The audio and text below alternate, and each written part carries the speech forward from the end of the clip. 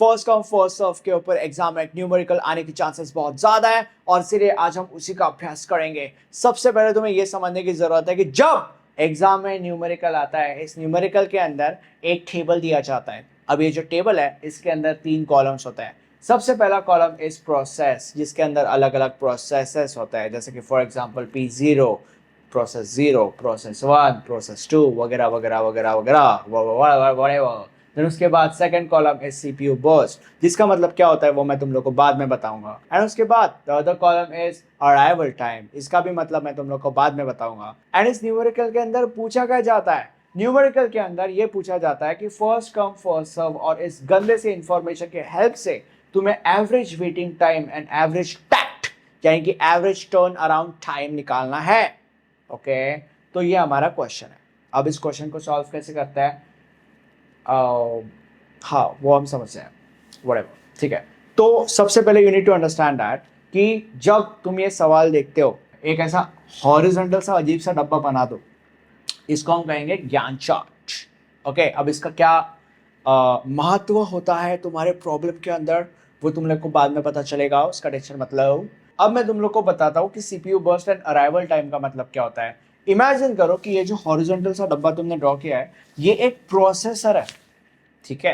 And by the way CPU मतलब processor ही होता है। तो अभी हमने मान लिया कि ये प्रोसेसर है, right. CPU burst is 24 of P0, इसका मतलब क्या है, इसका मतलब ये है कि P0 CPU के अंदर यानी कि इस प्रोसेसर के अंदर 24 मिली सेकेंड्स के लिए है। CPU burst is 3 of process 1 यानी कि P1, इसका मतलब क्या है, इसका मतलब ये है कि P1 यानी कि प्रोसेस 1 CPU के अंदर यानी कि इस प्रोसेसर के अंदर 3 मिली सेकेंड्स के लिए है।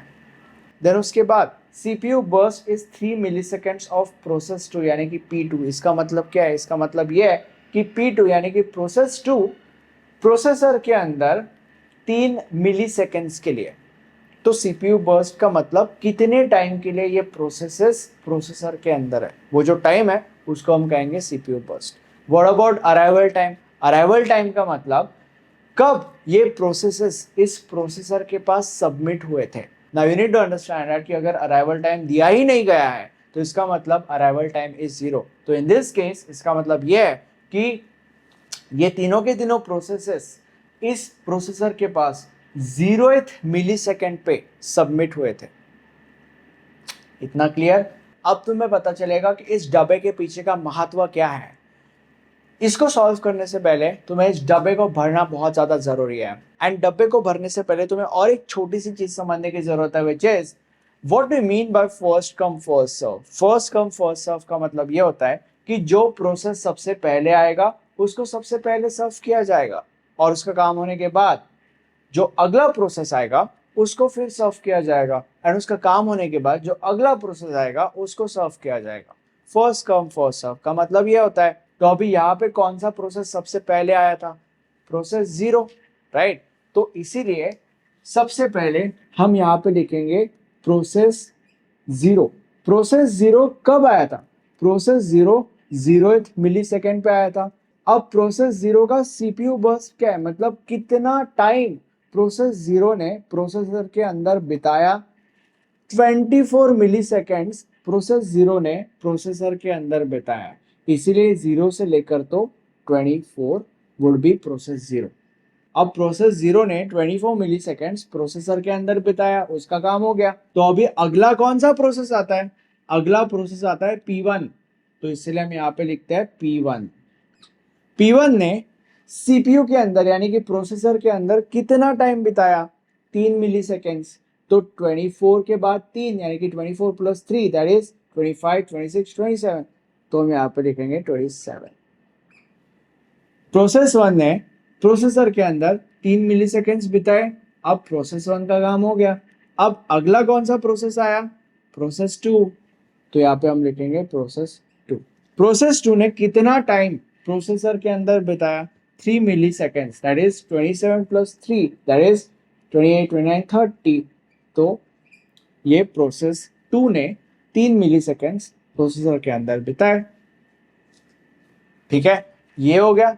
अब जब तुम ये भर लेते हो, ये बॉक्स फिल कर लेते हो व्हाटएवर, तब हम इस सवाल को सॉल्व कर सकते हैं। या ऐसे भी तुम कह सकते हो कि ये होने के बाद इस सवाल को सॉल्व करना आसान हो जाता है। अब सबसे पहले हम निकालते हैं एवरेज वेटिंग टाइम। अगर हमें एवरेज वेटिंग टाइम निकालना है तो उसके लिए हमें इन तीनों के तीनों प्रोसेसेस का वेटिंग टाइम पहले निकालना पड़ेगा।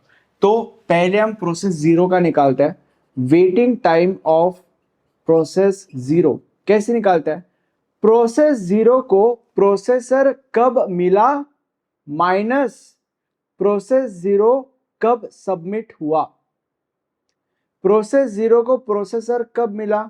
प्रोसेस जीरो को प्रोसेसर 0th मिली सेकेंड पे मिला, माइनस प्रोसेस जीरो कब आया या कब सबमिट हुआ था। प्रोसेस जीरो जो है वो 0th मिली सेकेंड पे ही सबमिट हुआ था, तो इसलिए 0। Waiting time of process one. अब प्रोसेस वन को प्रोसेसर कब मिला? प्रोसेस वन को प्रोसेसर 24th मिली सेकेंड पे मिला, तो इसलिए 24 माइनस प्रोसेस वन कब सबमिट हुआ था? प्रोसेस वन 0th मिली सेकेंड पे ही सबमिट हुआ था। सारे के सारे प्रोसेसेस 0th मिली सेकेंड पे ही सबमिट हुए थे मेरे भाई, तो इसलिए हम यहाँ पे लिखेंगे 0। Waiting time of process two. Process two को प्रोसेसर कब मिला? प्रोसेस टू को प्रोसेसर 27th मिली सेकेंड पे मिला, तो इसलिए 27 माइनस प्रोसेस टू कब सबमिट हुआ? प्रोसेस टू जो है वो 0th मिली सेकेंड पे सबमिट हुआ, तो 27 माइनस 0 दैट इज 27। ठीक है, okay 24 minus 0 that is 24, sorry for that, my bad.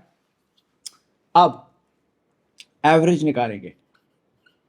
Average waiting time is equal to 0 plus 24 plus 27 upon 3 is equals to 17 milliseconds. Average waiting time तो अब हमने निकाल लिया। अब हम फाइंड आउट करेंगे एवरेज टर्न अराउंड टाइम। अगर हमें average turn around time find out करना है तो उसके लिए सबसे पहले हमें सारे के सारे प्रोसेसेस का टर्न अराउंड टाइम सबसे पहले फाइंड आउट करने की जरूरत है। सो turn around time of P0 कैसे फाइंड आउट करते हैं? Turn around time of P0 CPU burst plus waiting time of P0 is equal to tat of P0. तो what is CPU burst of P0? P0 का CPU burst is 24 plus what is waiting time of P0? Waiting time of P0 is 0, 24। उसके बाद tat of P1. What is CPU burst of P1? That is 3 मेरे भाई, plus waiting time of P1 that is 24. So 24 plus 3 that is 27 baby. Tat of P2. What is CPU burst of P2? That is 3 plus waiting time of P2 that is 27. So 27 plus 3 that is 30 baby. अब इसका average किया जाएगा। Average TAT is equal to 24 plus 27 plus 30, ये तीन number है इसलिए divided by 3। अब अगर तुम्हें कैलकुलेट करोगे तो तुम्हें आंसर मिलेगा 27।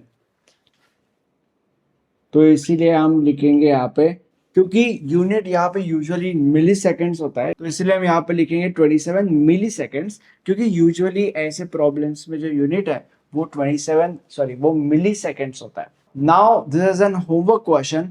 अगर तुम इस क्वेश्चन को सॉल्व नहीं कर पाए, कोई टेंशन की बात नहीं है, मुझे कमेंट सेक्शन में बताओ, फटाफट इसके ऊपर हम लेक्चर बना देंगे। बट अगर ये लेक्चर अवेलेबल नहीं है, कोई प्रॉब्लम नहीं है अगेन, क्योंकि नोट्स के अंदर आपको यही सवाल सॉल्व किया हुआ मिल जाएगा। नोट्स के सारे डिटेल्स डिस्क्रिप्शन बॉक्स में अवेलेबल है। Thank you so much.